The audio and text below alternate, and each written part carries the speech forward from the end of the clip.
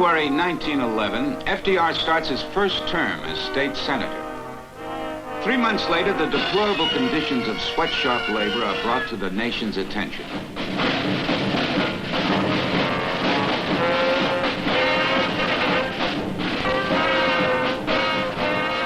148 persons, mainly women and children, are burned to as a fire sweeps through the city. And when it introduces legislation favoring workmen's compensation and factory inspection laws, one of its most fervent supporters is the 29-year-old Franklin D. Roosevelt. In the year 1911, Samuel Gompers, Robert F. Wagner, Alfred E. Smith, and I were labeled as radicals when we fought for and succeeded in passing a bill through the New York State Legislature limiting the work of women in industry to 54 hours a week.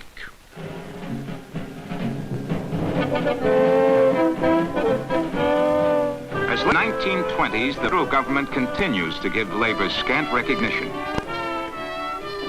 Labor gives its own unions scarcely more. Less than 6% of American workers are organized.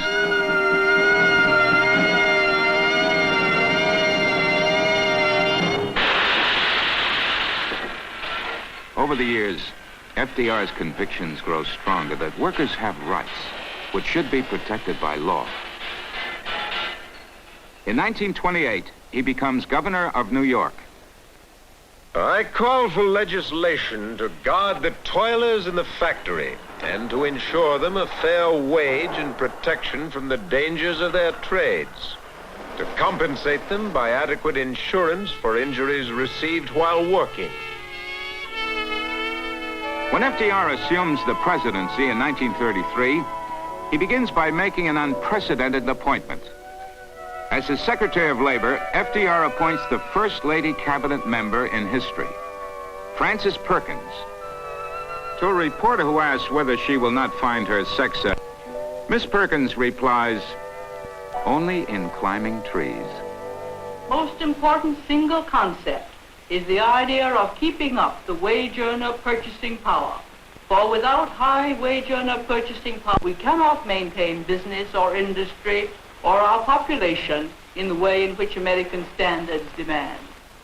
The overwhelming majority of the workers of America understand, as do the overwhelming majority of employers of America, that this is no time to seek special privilege, undue advantage, or personal gain, because we face today a crisis. To assist economic recovery by raising the buying power of the American worker, FDR sponsors the passage of the National Industrial Recovery Act. I seek definitely to increase the purchasing power of the American people. Your government hopes that the building up of wages and the shortening of hours will result in an increase in the number of persons employed. Workers are here given a new charter of rights, long sought and hitherto denied. Buried in the heart of the NRA is Section 7A, which grants the right to labor to bargain collectively.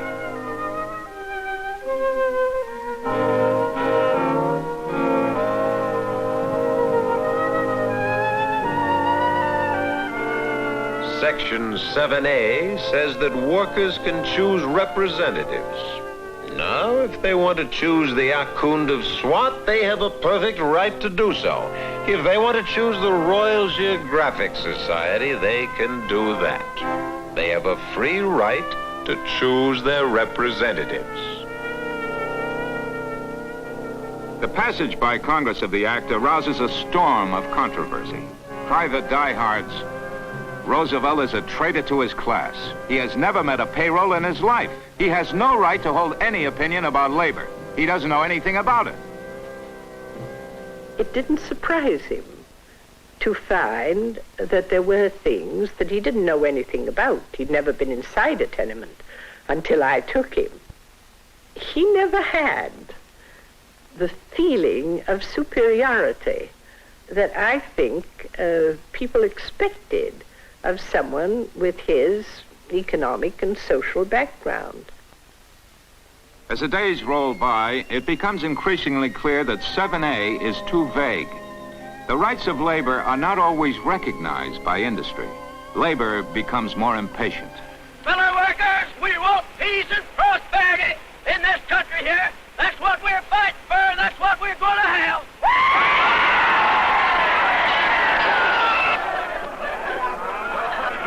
1934 opens with isolated explosions. Then strikes become general across the land. In Minneapolis, the Teamsters strike effectively paralyzes the city, and class war threatens as the Yale Club of Minneapolis leads an anti-labor march. In West Virginia, John L. Lewis calls a series of strikes against mine operators.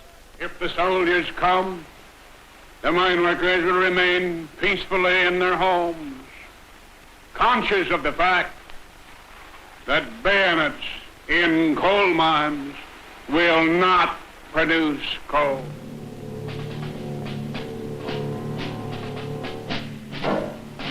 Our industrial recovery has been to some extent retarded by strikes. I would not minimize the inevitable losses to employers and employees and to the general public through such conflicts. But I would point out that the extent and severity of labor disputes during this period has been far less than in any previous comparable period.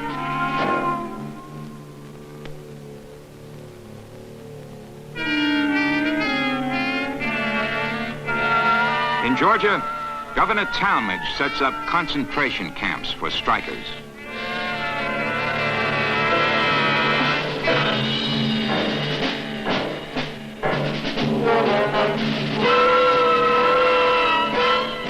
In New England, a textile trade journal says, a few hundred funerals will have a quieting influence. San Francisco is virtually immobilized when the longshoremen under Harry Bridges strike.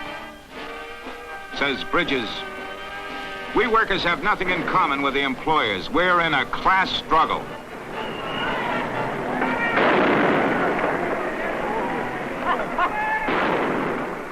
In the San Francisco strike, a lot of people completely lost their heads and telegraphed me, for God's sake, come back. Everybody demanded that I sail into San Francisco Bay, all flags flying and guns double-shotted, and end the strike. They went completely off the handle. Labor has got to learn by going through the actual processes and not by interference from the federal government or from the president or from United States troops.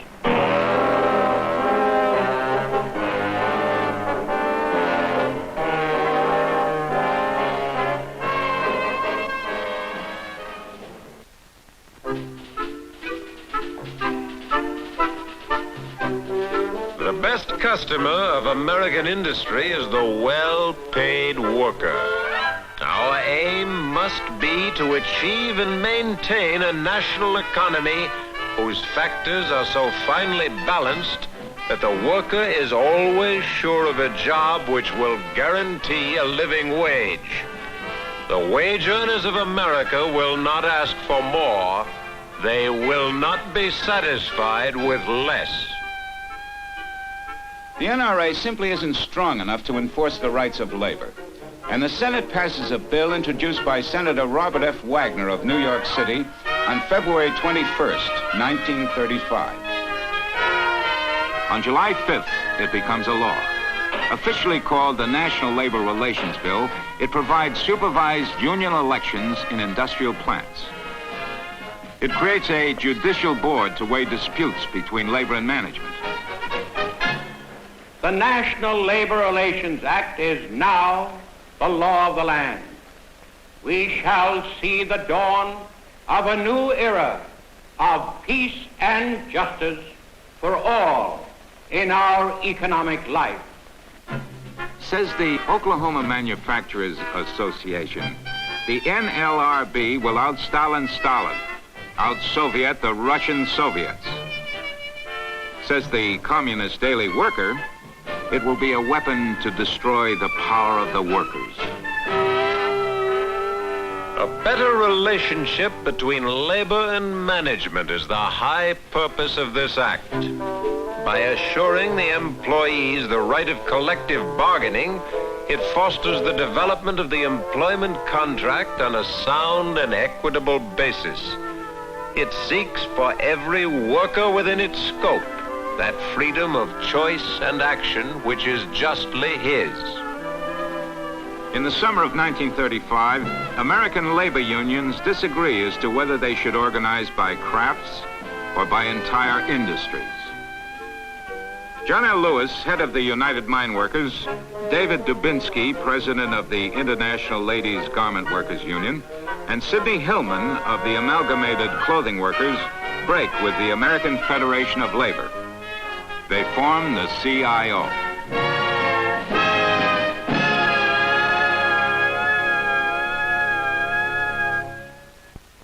FDR is careful not to alienate either of the warring labor factions.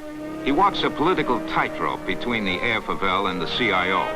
Both have large votes, and the 1936 election is coming up.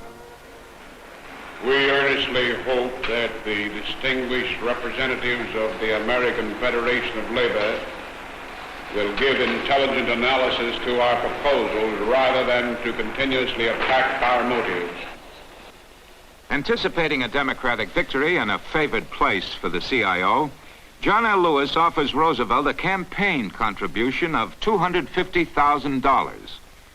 Replies the politically astute FDR, "No, John, I don't want your check, much as I appreciate it.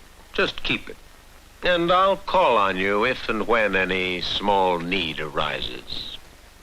In 1935, FDR turns his attention to the broader aspects of social welfare.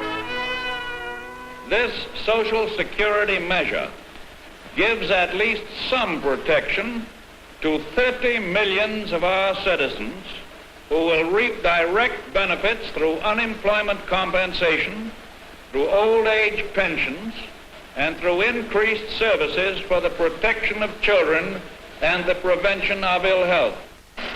FDR's Social Security Act, overwhelmingly passed by Congress in the summer of 1935, provides unemployment and old age pensions as well as child-rearing benefits.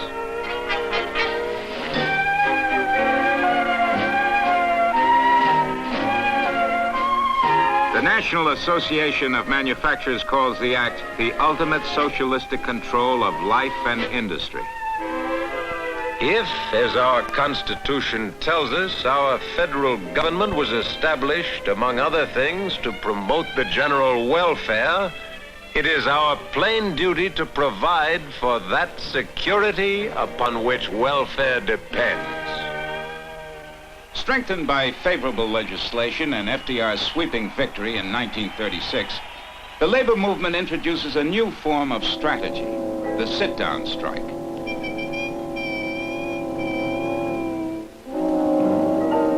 Workers occupy plants, refuse to move until a settlement is reached. Labor was having its labor pains. It was just beginning to find its power under the new impetus of favorable legislation and the sympathetic government. It had not quite grown up to such power. Industrial plants build up arsenals of gas bombs, machine guns, and rifles.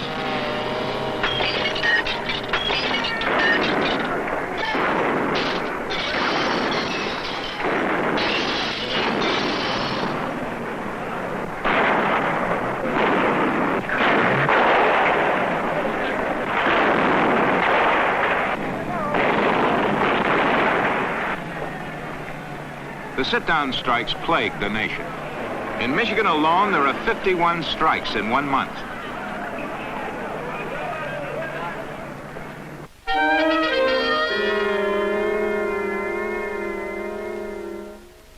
In Flint, Michigan, Walter Reuther resists a 44-day siege of United Auto Workers at the Chevrolet plant.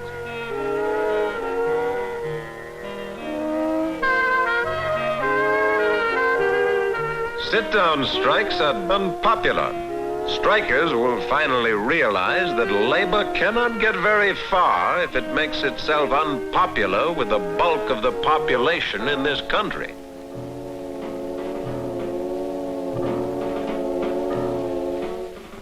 The struggle in the automobile industry will be fought to a finish. Labor will determine in this issue whether or not collective bargaining, in the accepted sense of the word, will be established in the automobile industry.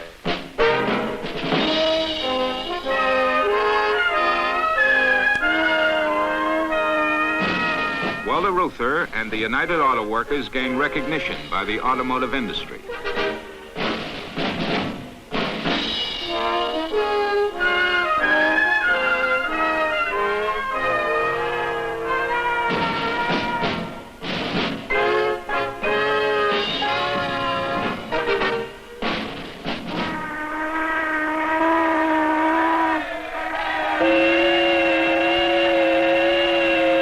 The last of the basic New Deal acts.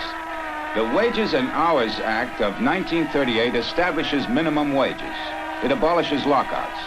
It ends child labor for all time.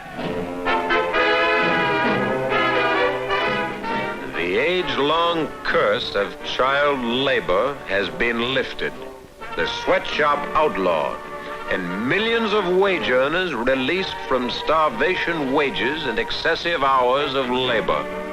The pattern of a new order of industrial relations is definitely taking shape. The Hyde Park squire has traveled far since his first visit to a tenement brought the awakening of his social conscience. He has made it possible for organized labor to become a powerful political force. He has brought dignity and acceptance to the labor movement. Our aim is the advancement of human progress by industrial progress. Ours is the duty to work for that happy consummation when bitterness and distrust shall be replaced by mutual respect.